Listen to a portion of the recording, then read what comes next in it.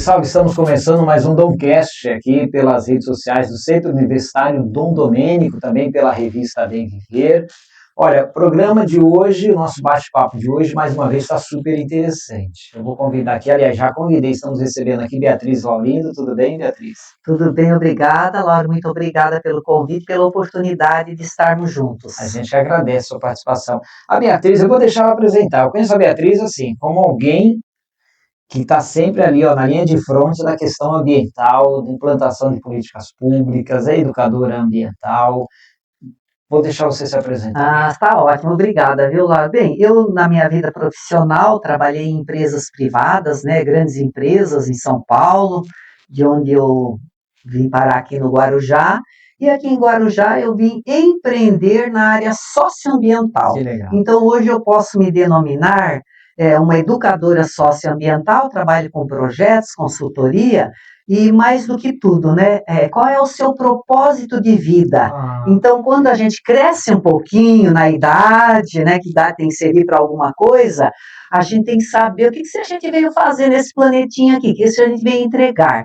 E eu, assim, um pouco tardiamente, mas não tão tarde, eu cheguei à conclusão que minha verdadeira vocação é cuidar dos homens e do planeta. Claro que isso depois fica muito abrangente, mas essa é a minha verdadeira missão. Por quê? O homem sem um planeta equilibrado, ele não existe. E um planeta, se o homem não existir na face da Terra, em muito pouco tempo ele se regenera. Então essa é a nossa missão e é por isso que nós estamos aqui sempre à disposição para não debater, mas para refletir sobre essas questões, né, do ser humano inserido, quem é esse ser humano nesse ambiente hoje tão perverso. Tão perverso. Perverso. E perturbador. Isso, desafiador. Desafiador. Agora, Beatriz, você tem feito assim um trabalho, né, a Beatriz atua com a ODS, realizou, né? Posso falar que você ajuda aí bastante. Realizou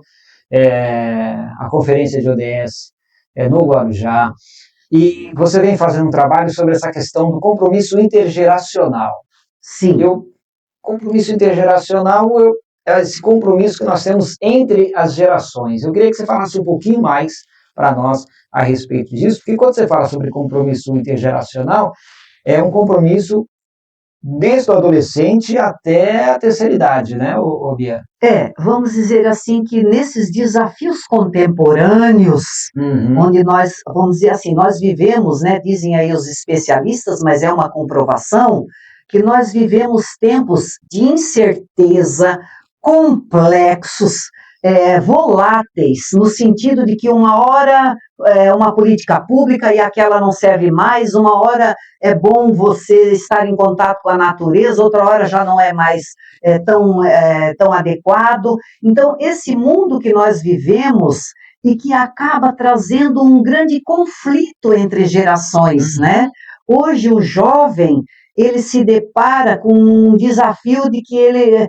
Bom, primeiro ele tem muita dúvida de qual é a carreira que eu devo seguir, porque em tempos de inteligência artificial, com tantas carreiras, esse momento é de muita transição, é de muita dúvida. Para onde que eu vou? Que carreira eu vou seguir? Não, mas essa IA vai acabar com esse posto, vai tomar conta. Então, para onde eu vou? Então, o jovem está vivendo com muita ansiedade, levando à depressão, né, com várias doenças psicossomáticas,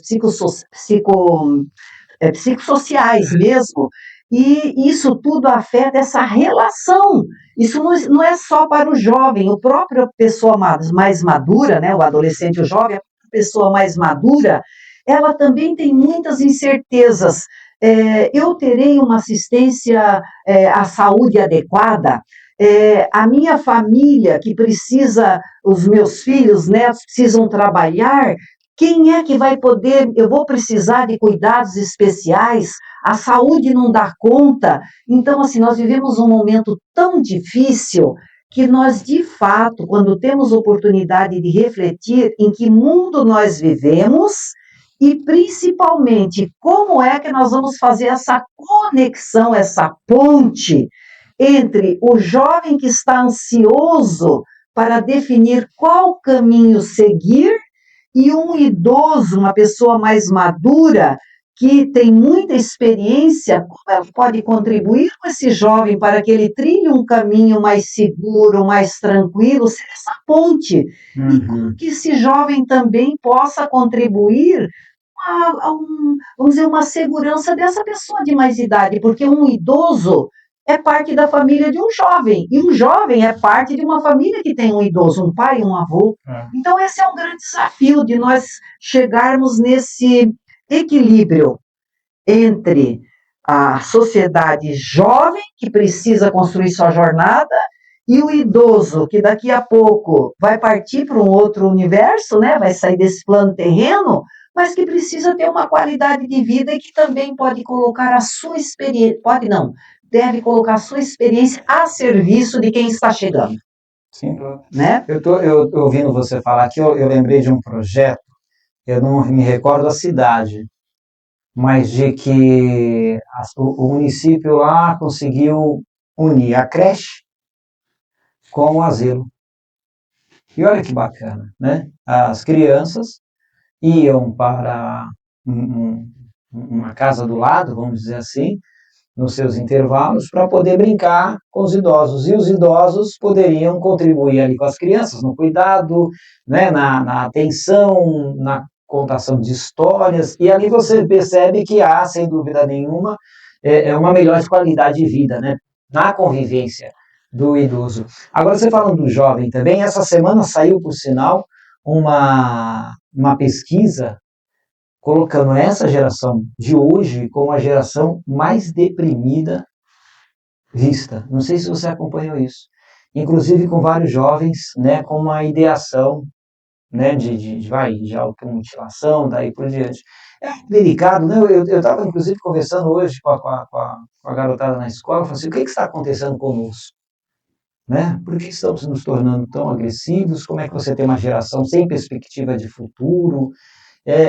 Não é só o desafio, né, Beatriz? Tem uma confusão aí coletiva, né? No mínimo, confusão mental coletiva, né?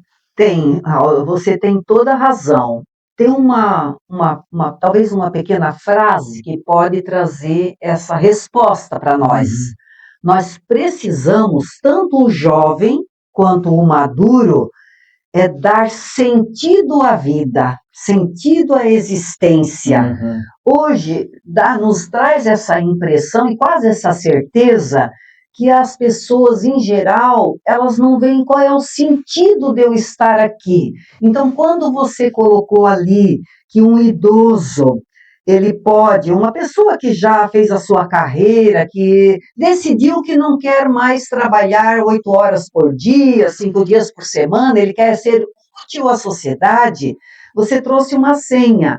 No momento que ele decide, o que eu vou fazer agora com essa minha experiência, com o meu tempo livre?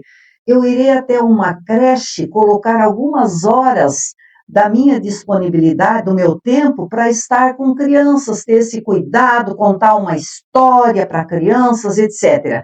Ele achou uma forma de dar sentido à existência. A mesma coisa um jovem. Se ele não tem perspectiva de futuro, eu irei estudar para quê?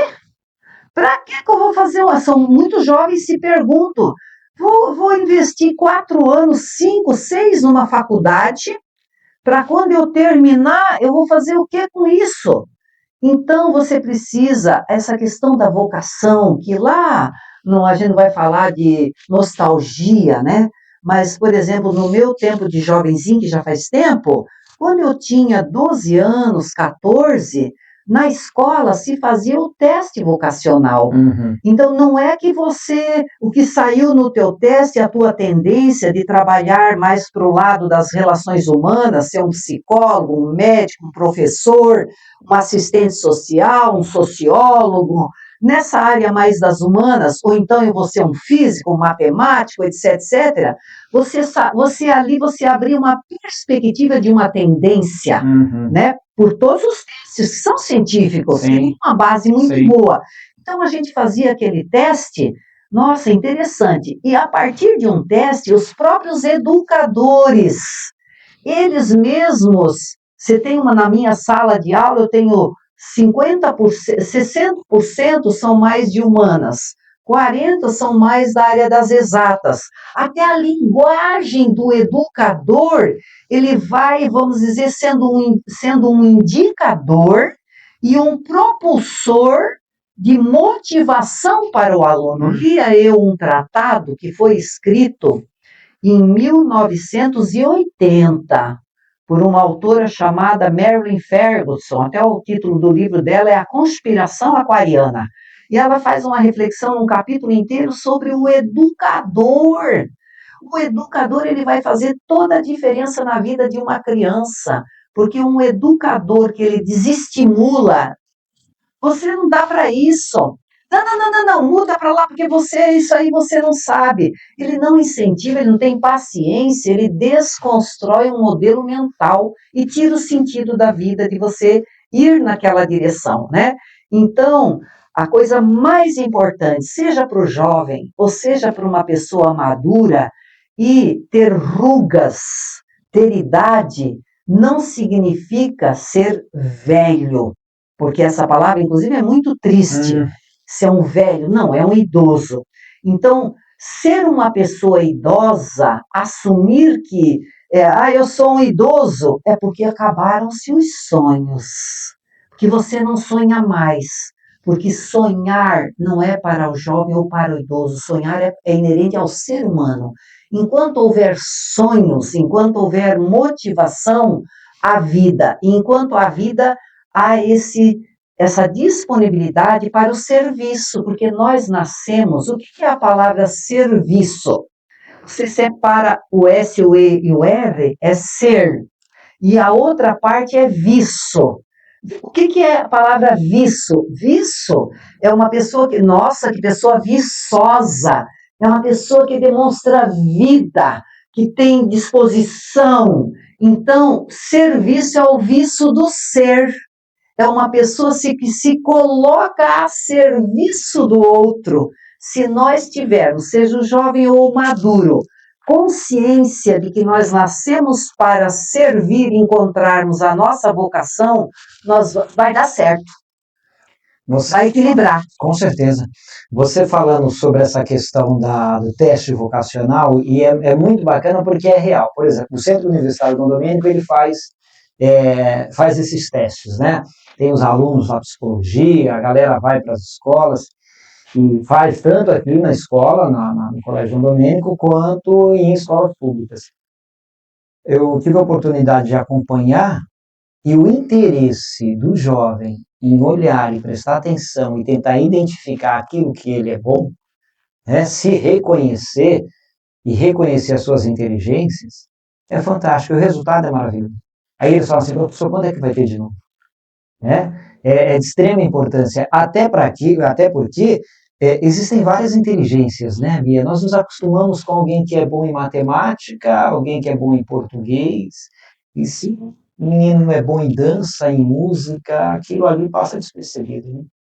A gente não reconhece. É verdade. Você me faz lembrar um tema que me é muito caro, ou seja, do meu muito interesse, já estudei bastante, que é o aprendizado baseado em projetos, que é a educação moderna, onde nos Estados Unidos, na Inglaterra, principalmente nesses países que são pioneiros nessa, vamos dizer assim, não são experimentos, são tendências que quando uma coisa não está dando resultado do jeito que está sendo aplicada, você tem que encontrar qual é o outro caminho para buscar o interesse da criança, né? Porque hoje, né, dizem aí as estatísticas que se uma criança, ela consegue ficar presa à atenção em algum tema, é assim, no máximo é 5 minutos. Se você passar um comercial, então é 30 segundos, 10 segundos para prender a atenção, você tem que dizer tudo ali, senão já era, perdeu a atenção. Então, o aprendizado baseado em projeto é o que você falou, ele vai identificar qual é a tendência, o que você gosta. Dou um exemplo, vamos falar, que você já está falando em meio ambiente, eu tenho minha escola. Normalmente, as nossas escolas públicas, aí nós vamos falar de política pública, elas estão localizadas dentro dos bairros. Os bairros nas nossas cidades, principalmente nossas áreas urbanas muito adensadas, muito cheia de gente, com muita periferia vulnerável, a escola ela está dentro desse território vulnerável. Então, ao redor da escola, a escola pode até ter muro, mas fora dos muros você tem o quê? Lixo. Você tem, às vezes, uma vala com esgoto, etc. Se você reúne a garotada e pega de forma interdisciplinar o professor de história, de geografia, de matemática, de física, de química, que traz ali uma cultura, né, as coisas do esporte, seja o que for, reúne e põe um desafio para aquela criançada. Gente, vamos fazer propostas, o que nós podemos fazer com o entorno da escola? Primeiro, você deixa ele diagnosticar. Sim. Quem vai dizer assim, puxa, aqui tem lixo, aqui tem esgoto, aqui tem uma praça que precisa ser cuidada, aqui é mal iluminado, aqui não tem uma calçada, aqui não tem acessibilidade adequada, etc. Começa pelo diagnóstico. Já no diagnóstico, você começa a ver quais são os interesses. Você dá a liderança para a criança, para o adolescente, né? Então, aprendizado baseado em projeto, você integra todas as disciplinas e cabe ao mestre, ao professor, ele ir deixando claro como que aquilo que ele está enxergando no território se conecta com a disciplina. Ó, isso aqui tem a ver com a física, isso aqui tem a ver com isso, né? Identificando. E aí dá sentido, porque ele está achando uma solução para um problema que ele vive no dia a dia. Esse aprendizado faz toda a diferença e os países que têm sucesso tiram o aluno da sala de aula, do mais do mesmo. E aí dá certo. Aí nós vamos falar da política pública, que o nosso gestor público, ele é o grande responsável. Hoje, infelizmente, a família, ela delargou a escola, a responsabilidade porque assim, tem duas coisas, ensinar e educar. Quem educa é a família, quem ensina é a escola. A família largou a educação, porque trabalha, porque não tem mais tempo, por vários fatores, famílias desestruturadas, delargaram a escola, o papel da educação, além de ensinar. Então está tudo assim muito esquisito, muito solto, muito falta da responsabilidade de cada um até a sua linha. Aí sobrecarrega, porque o sistema educacional, o professor, ele está estressado, ele tem 35 alunos na sala, além de ele ensinar, ele tem que educar, porque a criança vem para a escola, o jovem, o adolescente deseducado. Então, nós precisamos rever o nosso modelo de sociedade, o nosso modelo de gestão e, inclusive, o nosso modelo de família. Queiramos ou não, gostemos ou não, nós estamos desestruturados e o resultado está aí. Tá, evidente. Eu costumo perguntar para as pessoas assim, mas que família, né? Que família que a gente está falando, né? Eu gosto muito da filosofia indígena, que ele coloca que a criança é filha de todo mundo. A criança é filha da sociedade, né? Mas ter cuidado por todos. É cuidado por todos, né? Não tem como. É claro que todos nós temos os afetos pelos nossos, mas a gente precisa dizer que a criança ela é filha do futuro, né? E a gente precisa criar essa criança para estar vivendo um futuro com dignidade. Agora, falando em políticas públicas, quando nós falamos em qualquer geração, política pública é um desafio, porque não é sempre que o poder público primeiro está sensibilizado para aquela questão, e aí se fala muito em orçamento e se fala muito em estrutura. Quais desafios, você que hoje está aí no front, quais desafios que nós temos hoje para tanta demanda de tantas políticas públicas, seja na questão social, na questão da educação, na questão do esporte, na questão ambiental? Laura, você tocou num ponto muito sensível, né? Mudou muito. Aliás, nunca chegou a ser, na maioria dos estados, o Brasil tem 5.570 municípios. 3.970, mais ou menos, que representa 70% dos 5.000 e tantos, tem até 20 mil habitantes. Ou seja, quanto menor esses municípios, pior a questão da infraestrutura, do recurso humano, ou seja, da capacidade técnica de gestão e do recurso financeiro, que a maioria dos nossos municípios brasileiros, eles não têm autonomia e autossustentabilidade nos seus orçamentos, eles dependem do fundo municipal, ou seja, uma boa parte aqueles 20% dos municípios brasileiros recolhem bastante imposto, manda para a Caixa Federal manda para os 5.570 de volta, o percentualzinho lá, tal, né? Então, essa capacidade de investimento, que passa muito pelo recurso técnico humano, ela está muito fragilizada nesses 3 pilares, a infraestrutura de uma prefeitura. Não tem internet direito, não tem computador, não tem até uma cadeira, ergonomia, lugares adequados, maquinários para dar conta de uma governança de rua, etc. Não tem os técnicos adequados. Hoje a gente se depara muito com indicações políticas para cargos e não necessariamente são técnicos.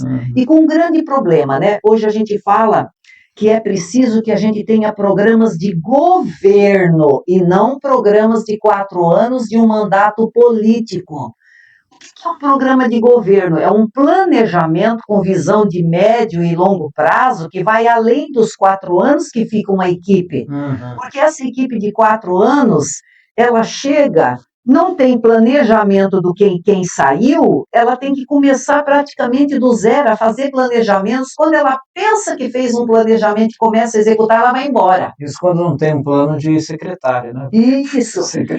Mas é isso que a gente está falando, vamos dizer assim, esse primeiro e segundo escalão, que deveria ser, no mínimo, o segundo escalão, ele teria que ser de técnicos, servidores, para que tivesse continuidade à política pública. Então, você tem razão. Nós temos uma grande deficiência hoje de infraestrutura, de recursos humanos, que seriam humanos e técnicos, e de recurso financeiro.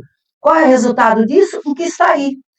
Aí a gente fala assim, até para brincar um pouco, né, para descontrair. Dinheiro tem. O que não tem é planejamento para aplicar o dinheiro corretamente e naquilo que, de fato, faz a diferença nas cidades.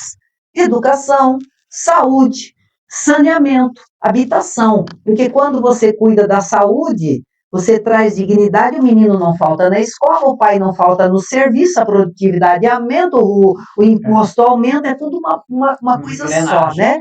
Então, eu diria assim, que nós temos que aproveitar os potenciais desse jovem que está aí, que está muito antenado com a inovação, com a criatividade, com as adaptações, a capacidade de adaptação tecnológica e trazer novas formas de comunicação, de visão de futuro e de oportunidade. E a mesma coisa vale para a turma da maturidade. Aproveitar, ela não é tão boa na questão da inovação, da tecnologia, mas ela é ótima de dizer da experiência, do que deu certo, o que não deu, para que a gente não perca muito tempo na jornada, a pressa. E eu sinto, Bia, que o pessoal tem percebido isso, viu? A gente vê aqui pelo próprio centro universitário, nós estivemos aqui outro dia também gravando sobre os 50 a mais, né? E você percebe o número de pessoas com 40, 50 anos ou mais se inscrevendo, fazendo um processo seletivo. Outro dia a gente estava com a Mônica aqui, falando desse entrosamento que há entre os jovens e pessoal mais maduro na sala de aula. E como eles conseguem conviver e se complementarem, e se ajudarem e construir trabalho em grupo. Isso é muito bacana, né? Aqui, assim, a gente tem vivido muito isso, assim, essa experiência de você ver o pessoal mais maduro procurando, fazendo um processo seletivo, pessoal que já criou os filhos, né? Sim. Agora eu vou retomar a faculdade, eu vou fazer a minha... gostaria de ter feito, né? E é muito legal, né? Laura, é muito interessante porque, assim, as potências, os potenciais da maturidade, né? Você traz uma sabedoria prática, você traz um equilíbrio emocional, porque se o jovem está angustiado, depressivo, com todos esses riscos psicossociais, não que o maduro não tenha, porque também tem suas dificuldades, seus desafios, mas na sua maioria ele já tem um equilíbrio emocional, né? Ele tem uma memória histórica. Né? Você contar uma história, não é saudosismo, sim, é resgatar aquilo que interessa para não perder tempo na juventude, né? E a resiliência, porque quem passou às vezes por uma guerra, por crises econômicas, por uma falta de emprego, por um problema de saúde numa família ou dele mesmo, ele já tem uma resiliência. Ele já fala assim, ó, tudo é possível ser superado quando você busca esse equilíbrio, quando você entende o porquê das coisas. Uma doença, ela manda um recado. Dizia Dulce Magalhães, quando uma doença lhe acomete, chega, pergunte a ela, o que essa dor quer me ensinar? Se você tiver com uma dor na mão, pergunte, olha para a mão e fala assim, o que essa dor quer me ensinar? Tem um recado. Você está digitando demais, você está trabalhando demais, o que você está fazendo tanto com essa que está refletindo numa dor? E você tem que ouvir os sinais, não basta só identificar. É como que eu mudo esse jogo. Às vezes, uma dor de garganta constante. Pergunte para a sua garganta o que essa dor quer me ensinar. Às vezes não é nem que eu falo muito, que eu fale muito, mas o que eu estou falando está servindo para alguma coisa? Ou não está falando, né? Ou não estou falando, ou estou falando coisas que não estão trazendo uma harmonia no ambiente, uma palavra amiga, coisas positivas, né? Então, aproveitar esse potencial do jovem que está com gás, com energia, querendo fazer, querendo aprender, né? Aproveitar esse ali, incentivar os que não estão nessa vibe, dar Sabedoria da maturidade. sabedoria da maturidade. Como você falou, né? Eu acabei de fazer um MBA em cidades inteligentes. Fiz 2 anos ali um MBA lá na Facen, em Sorocaba. Fiquei maravilhada com o plus que traz, que embarca na nossa mala da viagem, né? É uma coisinha que você tira algumas coisas que não servem mais da sua mala, da jornada da existência, da viagem da existência, e coloca algo novo. Não, você fez um curso para quê? O que serve para isso? Gente, isso serve tanto para essa nossa caminhada, para você colocar-se a serviço, você trazer uma novidade, você incentivar uma melhoria. Então, assim, é esse desafio. É long life learning, né? É uma frase em inglês que significa, traduzindo, o aprendizado é para toda a vida. Eu já sei tudo, eu já fiz faculdade, quero mais não. Não, o que te interessa? Vai estudar, vai ler um livro, vai se atualizar, a vida fica mais bonita, mais colorida, dá mais leve, mais leve, né? Então é disso, né, Lauro? Ô Beatriz, para a gente começar a finalizar. Vamos. Um dia chega o fim, né? Não é? Chega no final, né? Para começar de novo, né? Uhum. O que tudo isso tem a ver com os Objetivos do Desenvolvimento Sustentável? Beleza. Agora a gente tem que trazer também uma reflexão muito interessante, né? O Objetivo de Desenvolvimento Sustentável. Isso é uma agenda que foi construída pela ONU. O que é a ONU, né? A Organização das Nações Unidas. É um organismo, mas um organismo ele é composto de quê? Que nem o corpo, tem braço, tem perna, tem cabeça, isso é um organismo vivo. A ONU é um organismo vivo, ela é composta por 173 países. Esses 173 se juntaram lá em 2000, desde 2015, e colocaram uma agenda para 2030, distribuído em 17 caixinhas. Uma é para reduzir a fome, outra é para reduzir as desigualdades, cultura de paz, educação, igualdade de gênero, e assim vai. São 18 objetivos. Então, quando a gente está querendo cuidar dos jovens, quando a gente está cuidando da maturidade, quando a gente está buscando integrar tudo isso, nós estamos trabalhando para que o nosso território melhore, porque não adianta a gente querer que o mundo mude lá na Europa, nos Estados Unidos, e aqui na nossa rua, no nosso bairro, na nossa escola, na nossa igreja, na nossa comunidade, nós não estamos resolvendo o nosso problema, gerar emprego na nossa cidade. Então, os Objetivos de Desenvolvimento Sustentável da ONU têm a ver com a gente largar a cultura do individualismo. Ou seja, eu estou pensando que o emprego é para mim, que o equilíbrio financeiro é para mim, que a saúde, a vaga no hospital é para mim. Não. Quando a gente fala em Objetivo de Desenvolvimento Sustentável, nós temos que sair dessa individualidade e pensar o que é que pode ser bom sim para mim, mas que beneficia a minha comunidade, a minha rua, o meu bairro, etc., né? Então, a gente fala de políticas públicas, as políticas públicas, elas são municipais, estaduais, federais e globais. E essa agenda é global, porque se a gente resolver o nosso problema, equilibrar a nossa sociedade no nosso ambiente social, que são as pessoas, o meio ambiente, e no equilíbrio econômico, emprego para todos, que todos tenham uma renda adequada para ter uma vida digna, nós estaremos fazendo com que todas as cidades do Brasil vão se equilibrando, uma sociedade mais justa, equilibrada, bem-estar para nós, qualidade de vida, e aí o mundo vai ser melhor. Quem sabe, né? Tanto em todos os âmbitos, né, Lauro? A Bia, ela é maravilhosa, assim, como você está vendo, né, de trazer uma esperança, né, uma luz, um pensamento. Eu falo assim, não, a gente pode melhorar. Isso é maravilhoso, viu, Bia? Eu quero parabenizar já você pelo trabalho e vou pedir para você deixar uma mensagem pro pessoal. Tá, eu diria assim que nós, não se trata de nós sermos eternos otimistas, porque o otimista que é só otimista e não faz, não adianta muito não, porque assim, eu estou em casa, nossa, eu estou otimista que o mundo vai me movimentar, né? Então a mensagem a gente tem que ser otimista sim, mas a gente tem que sair da zona de conforto. E aí eu trago a metáfora de uma roda, né? De uma bola, de uma roda. E a Terra é redonda. E ela está em constante movimento. Nós, como seres humanos, temos que estar em movimento, a serviço do outro, do coletivo. Vai ter uma frase bonita aqui, que eu vou fazer a minha colinha, tá? O futuro sustentável, ele será construído pelo encontro inteligente das juventudes e das maturidades.